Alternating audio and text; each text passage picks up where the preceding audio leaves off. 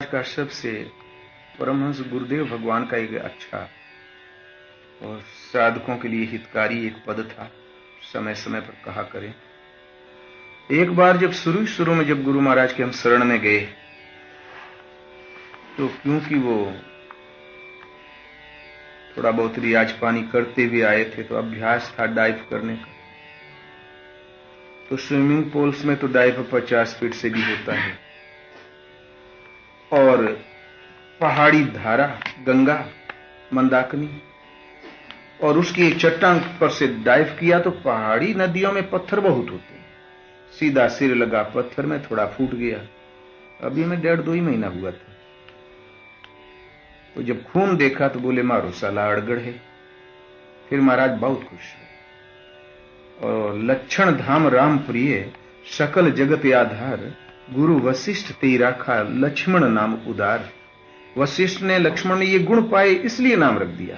ये नाम ठीक है, बढ़िया नाम है इसका, मारो साला अड़गड़ है। वही दिन से नाम पड़ गया अड़गड़। हम सोचे अड़गड़ भड़गड़ ये अंडबंड क्या नाम रख दिया। पहले थोड़ा अटपटा लगा, लेकिन महाराज बस धर तो दिए। करीब 1 महीना बाद फिर एक दिन बोले ईश्वर पद का सबसे पथिक वही अच्छा माना जाता जो अड़गड़। तो उन्होंने एक भजन सुनाया। अड़गड़ माने कठिन, अड़गड़ माने जटिल, दुरूह। तो अड़गड़ मत है पूरों का, यहां नहीं काम अधूरों का। सच्चा साफ अमीरी रसता, सच्चे साहेब शूरों का। कच्चा यरुमट मेला रसता, कच्चे कायर कूरों का। यहां नहीं काम अधूरों का। जप तप करके स्वर्ग कमाना, यह तो काम मजूरों का। देना सब कुछ लेना कुछ नहीं, बाना झांकर झूरों का। यहां नहीं काम अधूरों का। बड़ा देव गादी पर बैठा, तब क्या ढूंढना घूरों का। मस्त हुआ जब अनहद सुनकर, तब क्या सुनना तूरों का। अड़गड़ मत है पूरों का, यहां नहीं काम अधूरों का। मुश्किल यगम पंथ का चलना, धारा खांडे छूरों का। कहत कबीर सुनो पैसा दो, अगम पंथ को शूरों का। यहां नहीं काम अधूरों का। अड़गड़ मत पथ है पूरों का, यहां नहीं काम अधूरों का। हाँ, तो भजन का शीर्षक है कि अड़गड़ पथ है पूरों का, यहां नहीं काम अधूरों का। अड़गड़ माने कठिन, जटिल, दुरूह। अरे जिस रास्ते पर हम कभी गए ही नहीं, जो गया लौट के आके संदेशा दिया नहीं, ऐसे पथ से गुजर कर हमें अपने उस स्वरूप तक, धाम तक पहुंचना है। इसलिए अड़गड़ है। प्रहलाद के साथ क्या बीती, मीरा के साथ क्या बीती, इसमें बड़े बड़े खंदक हैं, इसलिए बड़ा कठिन दुरूह पथ है। तो अड़गड़ पथ है पूरों का, ये पूरों का पथ है। पूरा वो है जो संपूर्ण मन से लगता है। अधूरे वे हैं जो ढुलमुल नीति आधे मन से लगते हैं। एक बार ऊधो ने गोपियों की चर्चा जब बार बार सुनी, तो ज्ञानी ऊधो गोपियों के पास पहुंचे। तो गोपियों की दशा देखा तो बोले, ओ ये तो भेद भक्ति कर रही हैं, ये तो हमारी दृष्टि में अज्ञानी है। कृष्ण कृष्ण चिल्ला रही। बोले अरे ज्ञान का सहारा लो, ज्ञान नित्य है, ज्ञान शाश्वत है, योग करो। तो गोपियों ने कहा, ऊधो मनन भय 10-20, एक हुतो सो गयो श्याम संग, को अवराधे ईश। मन 10-20 हुए नहीं, एक था, वो श्याम के साथ चला गया। अब योग साधने के लिए हम अलग से मन कहां पावे। और थोड़ा आगे जब वार्ता चली, ऊधो ने समर्पण किया, उस दिन से उद्धव भक्ति में लग गए। शायद भगवान ने इसीलिए भेजा ही था, इस दंभ को दूर करने के लिए भेजा ही था। तो जो संपूर्ण मन से लगता है पूरा है। भगवान कृष्ण ने कहा, तमेव शरणम गच्छ सर्वभावेन भारत तत्प्रसादात् परम शांति स्थानम प्राप्यसि शाश्वत। अर्जुन, उस हृदय स्थित ईश्वर की शरण जाओ, सर्वभावेन संपूर्ण भाव से जाओ। थोड़ा भाव संकट मोचन, थोड़ा भाव विंध्यवासिनी, थोड़ा पशुपतिनाथ, हम तो 12 आने लीक हो गए। हृदय वाले ईश्वर की शरण में 4 आने बचे, कभी कल्याण नहीं होगा। सर्वभावेन संपूर्ण भाव से तुम उसकी शरण जाओ। मान लो हमने सारी मान्यताएं तोड़ी, शरण चले ही गए, तो उससे लाभ क्या? तो कहते हैं तत्प्रसादात् परम शांति। उसकी कृपा प्रसाद से अर्जुन तुम परम शांति प्राप्त कर लोगे। ये अड़गड़ पथ जहां पहुंचाता वहां पहुंच जाओगे और उस स्थान को पा जाओगे जो शाश्वत है, सदा तुम्हारा घर रहेगा और तुम्हारा जीवन रहेगा। तो पूरे कौन? जो संपूर्ण हृदय से लगते हैं, पूर्ण समर्पण। और अधूरे कौन? जो आधे मन से लगते हैं। जो एक महापुरुष ने कहा, मन एक है, कभी 2 स्वामियों की एक साथ तुष्टि नहीं कर सकता। कि परमात्मा को भी खुश कर ले और माया को भी खुश कर ले, 2 स्वामियों की सेवा की ही नहीं जा सकती। तुलसी मन तो एक है, भावे जहां लगाए, भावे हरि की भक्ति कर, भावे विषय कमाए। इसलिए वे साधक अधूरे हैं जो आधे मन से, ढुलमुल मन से जो लगते हैं और संपूर्ण मन से सर्वभावेन जो समर्पित होकर लग गया। शीश जिसने समर्पण कर दिया, केवल धड़ बन के चलने लगा, वही इस ईश्वर पथ पर, परमात्मा पथ पर, बहुत ही जटिल और कठिन मार्ग पर कामयाब होता है। तो अड़गड़ मत पथ है पूरों का है, यहां नहीं काम अधूरों का। फिर कहते हैं वो रास्ता बिल्कुल सच्चा रास्ता है। तो सच्चा साफ अमीरी रास्ता, सच्चे साहेब शूरों का। सच्चा बिल्कुल सतपथ है, साफ है, उसमें कोई संदेह नहीं है। जो सच्चा और साफ हुए, जो संदेह मुक्त हो, एकदम संदेह मुक्त रास्ता है।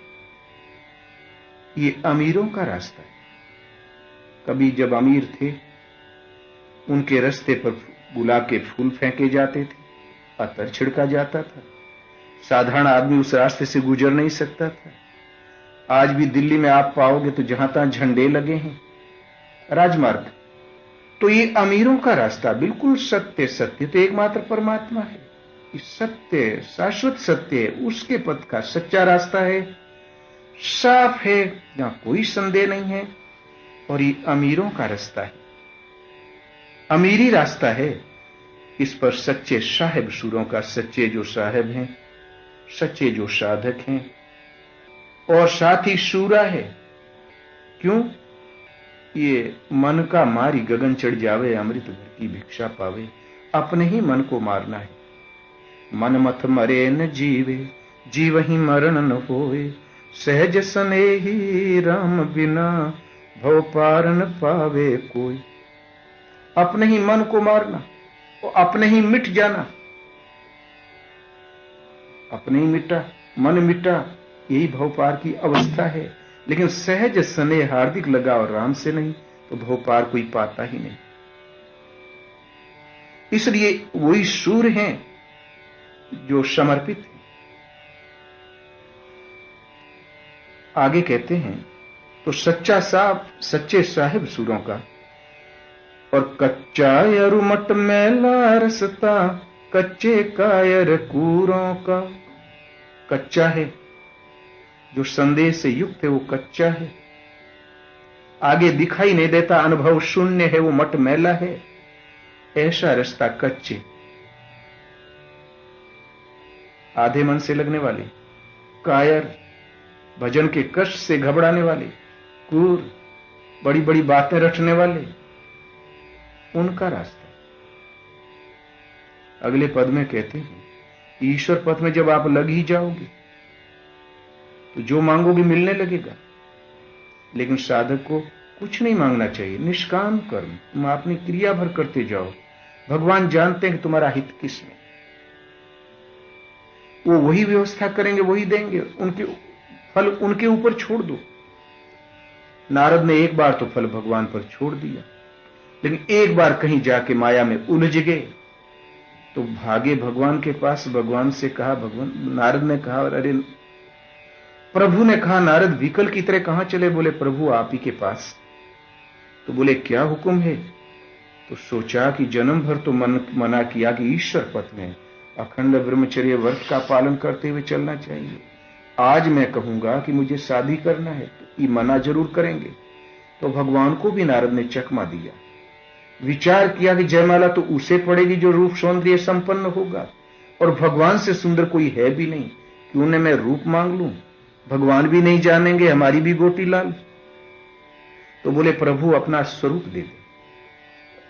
तो भगवान के अनंत रूप है, एक रूप पकड़ा दिया बंदरे का।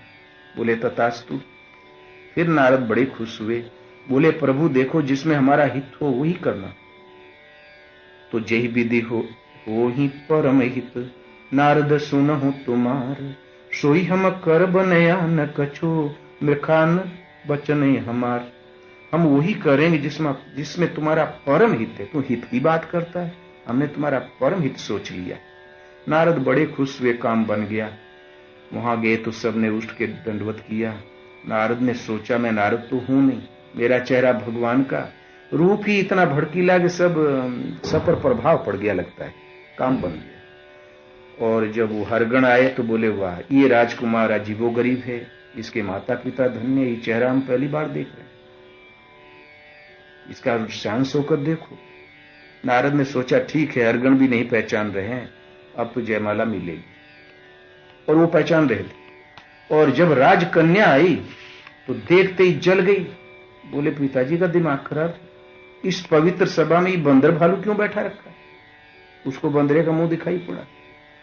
तो जेही दिशी बैठे नारद फूली, तेही दिशी तेही ने बिलोकी भूली। उस दिशा उस पंक्ति का ही परित्याग कर दिया। एक तरफ भगवान बैठे थे, जयमाला डाला, चले गए। नारद बहुत तड़पे, छटपटाए, भगवान को श्राप दिया। तब हरि माया दूर निवारी, नहीं ता रमा न राजकुमारी। भगवान ने अपनी माया का आवरण ही हटा लिया। लक्ष्मी जी नश्वर, वो राजकुमारी नश्वर, नहीं ता रमा न राजकुमारी। और सत्य कुछ और आगे था। उस पर जब दृष्टि पड़ी नारद की, तब चरणों में गिरा, बोले रे भगवान, मुझको आपने बाल बाल बचा लिया, हमारा श्राप व्यर्थ चला जाए। तो भगवान ने कहा मम इच्छा के दीन दयाला, मेरी इच्छा थी। तो भगवान के यदि हम समर्पित होकर चलेंगे तो प्रभु जानते हैं कि इस जीव का हित किस में है, वो वही व्यवस्था करेंगे। इसलिए साधु को कभी मांगना नहीं चाहिए। ये ईश्वर पथ का, इस जटिल पथ का जो पथिक है, वो उसमें नहीं कभी धोखा खाता। तो जप तप करके स्वर्ग कमाना, यह तो काम मजूरों का। स्वर्गम स्वल्प अंत दुखदाई, स्वर्ग भी बहुत थोड़ा और परिणाम में दुखदाई।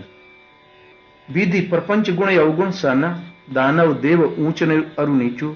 स्वर्ग नर के अनुराग विरागा, निगमागम गुण दोष विभागा। विधाता का प्रपंच गुण और दुर्गुणों से सना हुआ है। ये स्वर्ग है, ये नरक है, दानव है, देव है, ये विधाता का प्रपंच है। यदि हमने इनमें से कुछ मांगा तो प्रपंच में से ही कुछ प्राप्त किया। भोगों की निम्नतम सीमा गरीबी, अधिकतम सीमा स्वर्ग, लेकिन वो भी स्वल्प और परिणाम में घोर दुखदायी। इसलिए जप तप संयम सब कुछ करके बदले में हमने स्वर्ग ही मांग लिया। ये तो काम मजूरों का, हमने मजदूरी की और बदले में पा गए। इसलिए देना सब कुछ, लेना कुछ नहीं, बाना झांकर झूरों का। सर्वस्व का दान कर दो, अपनी दृष्टि को, रूप रस गंध शब्द स्पर्श को, और सारे संसार का मूल इस मन को भी दान कर दो, चरणों में समर्पित कर दो। एक बार मन में क्षमता ही कहां सच मांग ले। बुद्धि में नहीं क्षमता कि सत्य को मांग ले। गो गोचर जहां लगी मन जाई, सो सब माया जाने ऊपर। कदाचित बुद्धि ने बहुत ही बारीक मांग लिया तो माया के क्षेत्र का ही कुछ ऊंचा नीचा स्तर मांगा। इसलिए सर्वस्व का समर्पण कर दो, देना सब कुछ। एक दान दाता हुए मौर ध्वज अपने बेटे को चिरवा दिया। कर्ण ने सब कुछ दे दिया, हरिश्चंद्र ने राज दे दिया। उससे भी बड़ा दान जनक से मांग लिया अष्टावक्र ऋषि ने, मन का दान। इस सब से बड़ा दान। जनक यज्ञ में सारे महात्मा गए और परास्त हो गए। बड़े बड़े ऋषि विप्र पहुंचे और हार गए, और साप जेल में सड़ रहे थे। अंत में अष्टावक्र जब पहुंचे तो जनक दौड़ी पर मिलने आए सभा सहित। जब उनका रूप दिल डोल देखा तो जनक को हंसी आ गई। तो जनक के साथ साथ पूरा सभा मंडल ही हंस पड़ा। जब सबकी हंसी रुकी तब फिर अष्टावक्र लगे हंसने, तो वो खूब हंसे। तब लोगों ने सोचा पागल है। तो बोले आप हंसे क्यों? तो उन महाराज ने कहा पहले जनक तुम बताओ, तुम लोग क्यों हंसे? बोले एक से एक रूप सौंदर्य संपन्न यहां आए, सब तो जेल की हवा खा रहे हैं। बड़े चिकने चुपड़े आए, एक से एक वेदांती आए। आपका हाथ पीछे को जा रहा है, दांत ऊपर को जा रहे हैं, आंखें तिरछी जा रही है, पांव उल्टे हुए हैं। आपका दिल डोल देख के हंसी आ गई। तो बोले राजन हमें इसलिए हंसी आ गई कि जनक समेत जनक की सभा पूरी चमार है। कारण कि चमड़ी का भाव ताव अच्छा कर लेती है, परीक्षा अच्छी कर लेती है, और चमड़ी एक रहने के लिए हमें खोल वस्त्र मिला है। पता नहीं सृष्टि में कैसे कैसे खोल है मिला, लेकिन मैं जहां पर खड़ा हूं वो है आत्मा। आत्मा क्या उसके दांत तिरछे हैं, आंखें टेढ़ी हैं, पांव पीछे को मुड़े हैं। वो शाश्वत है, सनातन है, अपरिवर्तनशील है। क्या उसमें भी कोई परिवर्तन है?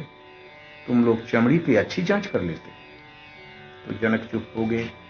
बोले भगवान फिर मेरे प्रश्न का उत्तर। बोले पहले दान दक्षिणा कुछ दो। बोले जो मांगिए। यदि मेरे प्रश्न का उत्तर मिलता तो जो मांगिए। बोले पहले अपने मन से दो, जो तुम्हारे पास अच्छी चीज हो दे दो। तो 1 लाख गाय। बोले इससे भी बड़ी चीज। बोले पूरा राजपाट ले ले। एक एक सीढ़ी चढ़ के बोला पूरा साम्राज्य ले ले। उससे भी बड़ी चीज तुम्हारे पास। तो जनक की समझ ही में नहीं आया कि आखिर मांग क्या रहे। बोले भगवान आप ही बताए। बोले अपना मन। तो बोले हम दान करते हैं। संकल्प करवा लिया तो अष्टावक्र एक तरफ जाके कोने में बैठ गए, ध्यानस्थ हो गए। जनक सुबह से खड़े खड़े जब 3-4 बज गए, उनको बैठने को भी नहीं कहा। तब बड़ा क्रोध आया जनक को कि बोले हमने मुंह मांगी वस्तु दे दी, तब भी वो एक तरफ बैठ गए, हमारे प्रश्न का उत्तर नहीं दिया। फिर जनक के अंदर विचार आया जब हमने मन ही दान दे दिया तो इस संकल्प विकल्प कहां से उठ रहा है? लगता हमने अभी दिया ही नहीं, कहां भरे। बस जनक ने सोचना बंद कर दिया। शाम होते होते तो जनक का ध्यान समाधि में प्रणित हो गया। तब फिर हृदय से प्रेरणा करके उन महापुरुष ने बताया जो तूने देखा है स्वप्न कि मैं भिखारी बन के घूम रहा, न वो सत्य है। और जो तू जागने पर राज कर रहा है, जो कर रहा है, न ये सच है। सच ये है थोड़ी सी मेहनत और कर अपने स्वरूप को पा जाएगा। बस जनक चरणों में गिरा और फिर जनक उस रास्ते पर चले और अपने समय के सर्वोपरि महापुरुष हुए। बड़े बड़े महापुरुष भी वहां अपनी जनक से ज्ञान लेने जाया करते थे। तो सर्वोपरि दान है मन का। तो देना सब कुछ, कुछ भी हमने दे दिया। भट्टे का पूरा अपना भट्टा दे दिया, शोरूम दे दिया, आपने कुछ भी नहीं दिया। आपके अंदर मन के अंतराल में अनंत सृष्टि भरी हुई है। ये मन ही समर्पण कर दो। ये समर्पण करना, इसी समर्पण करना है। तो देना सब कुछ और बदले में मांगना कुछ नहीं और लेना कुछ नहीं। बहाना झांकर झूठों का। बदले में कोई कामना याचना मत करो, निष्काम कर। और ऐसे योगी का रहन सहन कैसा होता है, बाना कैसा होता है, न भगवा होता है, न तिलकधारी होता है, किसी मजहब के टक्कर का नहीं होता। कभी मुट्ठी चना तो कभी घी घना, कभी कथरी लपेटा तो कभी कमरी लपेटा, कभी दिगंबर ही भ्रमण कर रहे हैं। उनके लिए कोई प्रतिबंध नहीं। तो बना झांकर झूरों का, यहां नहीं काम अधूरों का। यहां अधूरों का काम नहीं, पूर्ण समर्पण वालों का ही ये पथ है। तो बड़ा देव गादी पर बैठा, तब क्या ढोना घूरों का। बड़ा देव, सब घट मेरा साइया, सब घट में तो है। सुनी सैजन कोय, बलिहारी घट तासु की जाघट प्रगट हो। जिस हृदय में वो प्रगट हो गया, देव हृदय में निवास कर गया। तो बड़ा देव गादी पर बैठा, हृदय रूपी सिंहासन पर, गद्दी पर वो विराजमान हो। सुतीक्ष्ण बहुत भजन कर रहे थे, हृदय में स्वरूप स्थिर हुआ ही नहीं। जब उन्होंने देव सुना कि राम इसी वन में आ गए हैं, तो बड़ी उन्हें गलानी हुई। हे विधि दीन दयाल रघुराया, मोशे 60 पर करी हैं दाया। मेरे ऐसे 60 के ऊपर क्या दया करेंगे। मोरे जिये भरोस दड़ना है, भगति न विरति ज्ञान मन माही। न भक्ति है न वैराग्य है, न ज्ञान है। तो एक बानी करुणा निधान की, सो प्रिय जाके गति ने आन की। परमात्मा की एक बाण है, एक बाना है, वो उन्हें प्यारा होता है जिसको दूसरे अन्य किसी का भरोसा नहीं। तो हुई है सुफल आज मम लोचन, देखी चरण पंकज भव मोचन। जरूर मेरे नेत्र सफल होंगे। और बीच रास्ते में मुनि बैठ गए। अतिशय प्रीति देखी रघुराया, प्रगटे हृदय हरण भव। कैसे? अतिशय प्रीति देखी रघुवीरा, प्रगटे हृदय हरण भव वीरा। अतिशय प्रीति देखी हृदय में प्रगट जागृत हो। उस हृदय रूपी गद्दी पर, मन के सिंहासन पर उन्होंने अपना निवास ग्रहण कर लिया, स्वीकार कर लिया। इसी को कबीर इंगित करता है कि बड़ा देव गादी पर बैठा, सर्वोपरि है, जिससे आगे कोई नहीं। वो जब गद्दी पर बैठ गया, तब क्या ढोना घूरों का। तब इन घूरों का, मान प्रतिष्ठा का क्या ढोना, अपनी कुलीनता का क्या ढोना, मजहब और परंपराओं का क्या ढोना, ये घूर का ढोना। भरत नाम के एक नरेश हुए, ऋषभ देव के वो लड़के भी थे। और उन्होंने एक बार अपने मंत्री से कहा कि मंत्री परवर, इस विशाल महेंद्र पर्वत के उत्तुंग शिखर पर मेरा यशोगान लिखवा आइए। तो मंत्री घूम फिर के आया, बोले हजूर, एक भी चट्टान खाली नहीं है जिसमें किसी ने किसी का यशोगान न लिखा हुआ हो, कहिए तो मिटा के लिखवा दो। तब भरत ऊपर चढ़ के देखा तो एक से एक हिज्जाई नरेश, एक से एक दिग्विजयी नरेश, चक्रवर्ती नरेश, जिनका इतिहास भी संसार से लुप्त हो गया।